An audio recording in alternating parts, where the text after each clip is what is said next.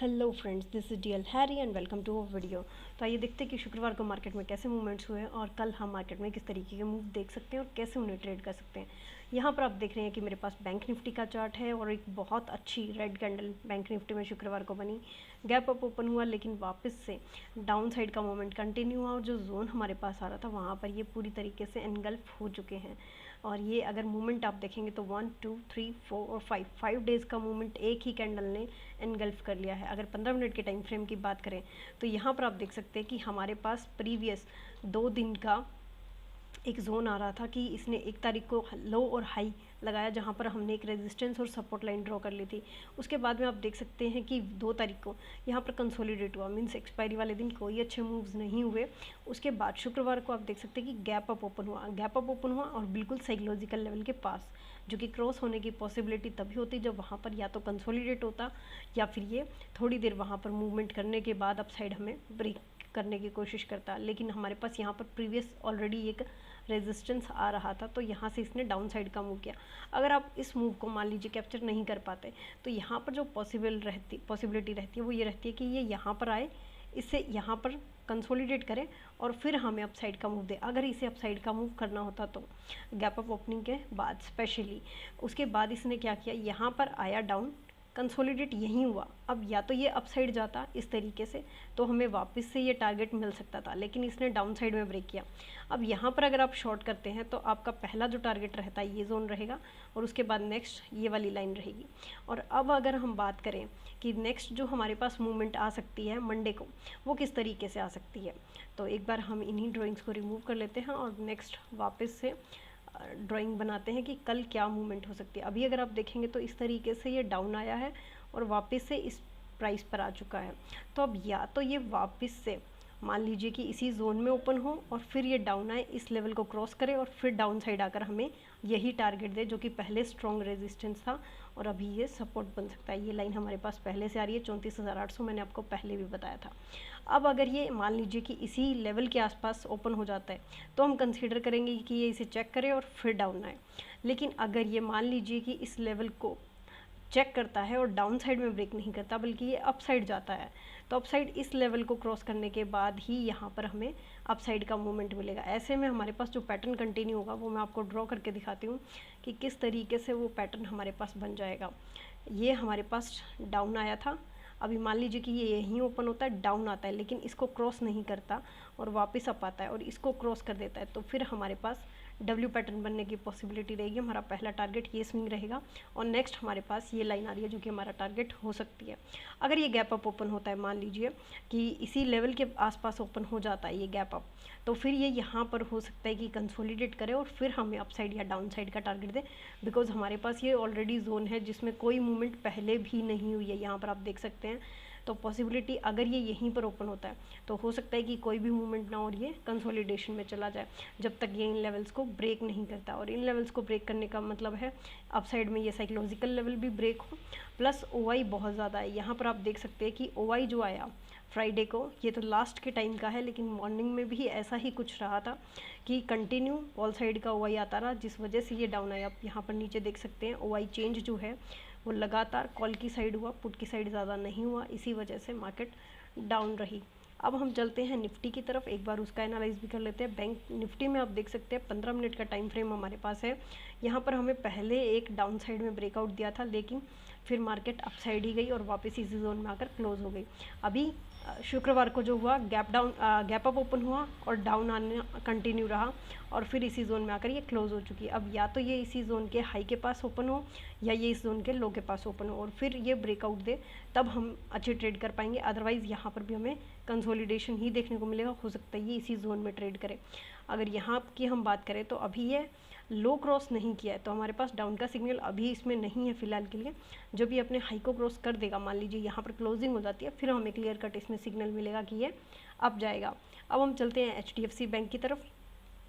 HDFC bank में अगर हम देखें तो यहाँ पर मैंने ड्राइंग बनाई हुई है कि ये किस तरीके का व्यू यहाँ पर हो सकता है। तो इसको एक बार हम वापस से HDFC बैंक ही चलते हैं और यहाँ पर ये देखिए ड्राइंग एक बार आ जाने दीजिए। यहाँ से आपको क्लियर हो जाएगा कि जैसे हमें BN में एक W पैटर्न मिल सकता है 15 मिनट के टाइम फ्रेम में, वैसा ही एक एम पैटर्न हमें डेली टाइम फ्रेम में HDFC बैंक में मिल सकता है। अगर वहाँ पर वो W पैटर्न नहीं बनता और लो ब्रेक करता है तो यहाँ पर हम एम पैटर्न देख पाएंगे, जो कि आप देख सकते हैं कि पहले ये अप साइड गया था, फिर ये डाउन आया, फिर ये इसने गैप अप ओपन किया और ये डाउन आकर क्लोज हुआ है। अगर ये लो ब्रेक कर देता है तो हमारे पास डाउन साइड के टारगेट रहेंगे। पहला टारगेट ये डोजी कैंडल जो है यहाँ पर इसके आसपास आप देखने को मिलेगा, और फिर डाउन साइड में हमारे पास वापस से यही सपोर्ट आ जाएगा। तो इस तरीके से हमारे पास HDFC बैंक में एक मूवमेंट हो सकता है, क्योंकि अभी तक हाई क्रॉस नहीं हुआ है। अगर आप देखेंगे तो जब तक ये हाई क्रॉस नहीं होता, क्योंकि ये प्रीवियस लेवल भी है, अगर आप देखें यहाँ पर अप्रॉक्सीमेटली ये एक जोन ही है हमारे पास, तो जब तक ये जोन ब्रेक नहीं होता अप साइड में, तब तक हम इसमें क्लियर कट अप साइड का मूव नहीं कह सकते हैं। नेक्स्ट हमारे पास है एक्सिस बैंक।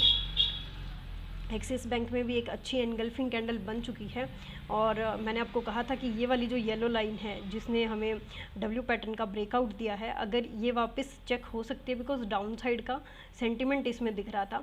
तो अगर ये इसका लो क्रॉस करता है तो ये वापस से हमें इसी लेवल तक देखने को मिलेगी जहाँ से इसने ब्रेकआउट दिया था हमें। अगर ये इसी जोन में कंसोलिडेट होती है और फिर अप साइड में क्रॉस करता है तो हमारा ये W पैटर्न कंटिन्यू हो जाएगा और हमें एक अच्छी मूवमेंट्स यानी कि अच्छा टारगेट डेली टाइम फ्रेम में देखने को मिलेगा। अगर आप इसको इंट्राडे में ट्रेड करना चाहें तो आप कर सकते हैं, इसमें कुछ अच्छे पैटर्न्स आपको मिल सकते हैं। ICICI बैंक में मैंने आपको कहा था कि ये देखिए, ये यहाँ भी मैंने ड्राइंग बना रखी है ऑलरेडी। हमारे पास ये जो अपसाइड की जो ट्रेंड लाइन आ रही थी एक रेजिस्टेंस के रूप में, तो उसी के आसपास आकर ये कंसोलिडेट हो रहा है। अभी इसके पास स्पेस है, या तो ये ऊपर जाकर इसको टच करके डाउन आए, या फिर ये यहीं कंसोलिडेट हो। मान लीजिए कि ये जो एनगल्फिंग कैंडल बनी है 3-4 दिन का, इसने अपने आप में एनगल्फ भी कर लिया है मूवमेंट को, तो ये हमारे पास एक जोन आ रहा है। अगर ये इसी जोन में ट्रेड होता है और इस लाइन को भी टच कर लेता है, तो या तो ये क्योंकि कंसोलिडेशन हुआ है और फिर लाइन को ब्रेक कर रहा है तो ये काफ़ी स्ट्रॉन्ग हो जाएगी। तो जो लाइन हमारे पास अभी तक रेजिस्टेंस का काम कर रही थी वो हमारे लिए सपोर्ट का काम करेगी, और अगर ये डाउन साइड में आ जाती है तो मीन्स हमारे पास रेजिस्टेंस जो है वो कंटिन्यू बना रहेगा और हमें डाउन साइड में अच्छे टारगेट देखने को मिल सकते हैं, जो कि BN को भी डाउन ला सकते हैं। नेक्स्ट हमारे पास है SBIN। यहाँ पर अगर हम देखें तो एक काफ़ी अच्छी एनगल्फिंग कैंडल बन चुकी है। इसकी क्लोजिंग जो है वो भी अपने इस जो एक कंसोलिडेशन एरिया था उसके नीचे ही हुआ है। तो अब पॉसिबिलिटी है कि अगर कल मार्केट एक ग्रीन कैंडल इसी जोन में नहीं बनाती तो ये वापस डाउन आने की पॉसिबिलिटी है और वापस इसी जोन को ये चेक कर सकता है। और अगर चेक करके भी ये डाउन साइड में ही अपनी क्लोजिंग देता रहता है तो हमें इसमें डाउन साइड के और टारगेट देखने को मिल सकते हैं। कोटक बैंक में हमारे पास जो आ रहा है वो ये आ रहा था कि मैंने आपको कहा था कि यहाँ पर एक कप और हैंडल टाइप पैटर्न बन सकता है छोटे टाइम फ्रेम पे। तो एक बार इसकी ड्राइंग्स जो है वो एक्स्ट्रा है, इसको रिमूव कर लेते हैं और फिर इसको देखते हैं कि 15 मिनट पे हमें इसमें क्या कुछ मिलता है। तो ये हमारे पास आ रहा है डेली टाइम फ्रेम पे। मैंने आपको कहा था कि कप एंड हैंडल बन सकता है, लेकिन जो कैंडल बनी है वो एक काफ़ी अच्छी रेड कैंडल बनी है, और यहाँ पर 15 मिनट के टाइम फ्रेम में हमारे पास एक सिमेट्रिकल ट्राइंगल का पैटर्न आ रहा है। तो ये देखिए यहाँ से मैंने इसका हाई और लो उठाया और उसके बाद में ये कंसोलिडेट हुआ है इस सिमेट्रिकल ट्राइंगल में। तो अगर मान लीजिए कि हमें अप साइड में ब्रेकआउट देता है तो हमारा जो टारगेट रहेगा वो यहाँ से लेके यहाँ तक का जो मूवमेंट है हम उसको प्रोजेक्ट कर देंगे। जहाँ भी ये हमें ब्रेकआउट देकर और रीचेक कर लेता है तो हमारा अप साइड में भी टारगेट सेम रहेगा और डाउन साइड में भी, भले ये अप साइड में हमें ब्रेकआउट दे या डाउन साइड में दे। तो इस तरीके से आप इसको छोटे टाइम फ्रेम पे ट्रेड कर सकते हैं। लेट्स सी कि ये किस तरफ का ब्रेकआउट देता है।